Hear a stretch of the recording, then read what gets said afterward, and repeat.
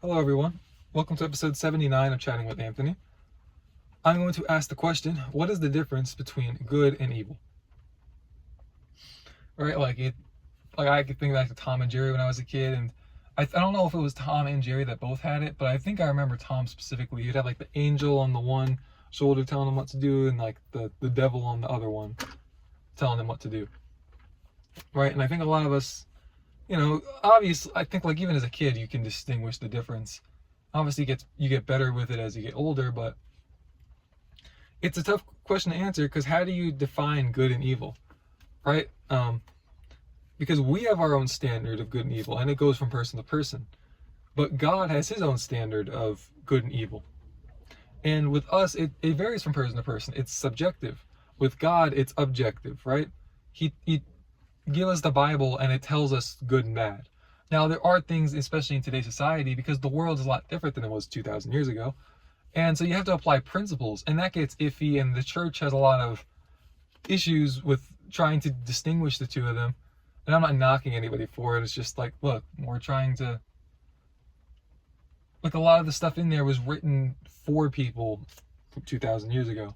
So naturally, there's going to be a bit of a translation issue in terms of applying it to our daily lives now. In fact, during like Paul wrote a lot of the stuff to people in churches that were, being, some places it was okay, and some, like, in terms of like having your faith was okay. Other places they were being persecuted. Well, actually, I don't know if that was a part of the letters, but I know that was like part of the world, really. You can just read like the story of Paul and see how many times he got like thrown into prison or beaten for the things that he said. Now, in all fairness to Paul, for something I learned from a guy on here whose channel name is just Brandon Clark. He said that from his studies that him or somebody he knows does, he was basically referring to how Paul used very strong imagery in the text that he wrote. Like the things that he said, it might sound a bit like strong to us, but apparently it was like really strong to them back then. I think he talked about like, I'm a slave to Christ. That's a pretty extreme image. Like he pointed out how like back in those days, they had like literal like chains around their neck. Like if you were a slave, you were basically marked as a slave with like a literal chain like around your neck, like you were a dog.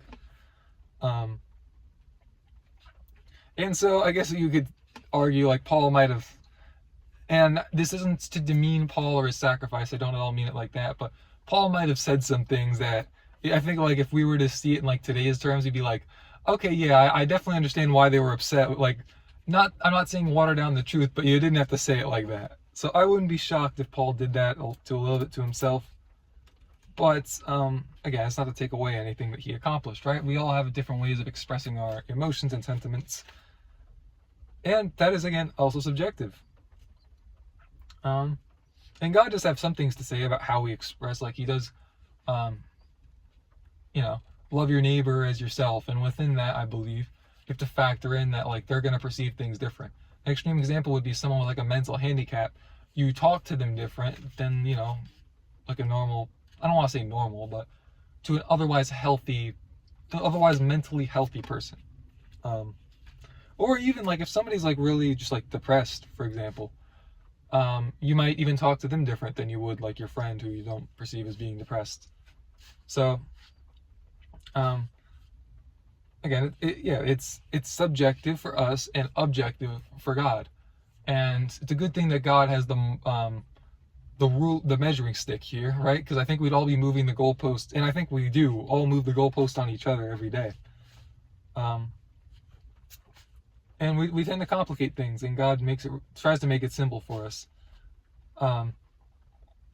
Within man versus God standards, to summarize our subjective standards, you could say the phrase from Aleister Crowley, I think it is. I think he was one of the guys who was involved with the occult. But I think the quote basically says the entirety of the law should be do as thou wilt, or like basically do as you wish. And God, literally a quote from a quote from, I don't know if it was Jesus during his time on earth or if it was an Old Testament thing. But in the Bible it does say, be holy for I am holy. He's calling us to try and live up to that standard, right? Doesn't mean you're going to be perfect. You're never going to be perfect. But you should strive to be as close to perfect as you can. In the same way that when you play basketball, you probably try to make every single shot.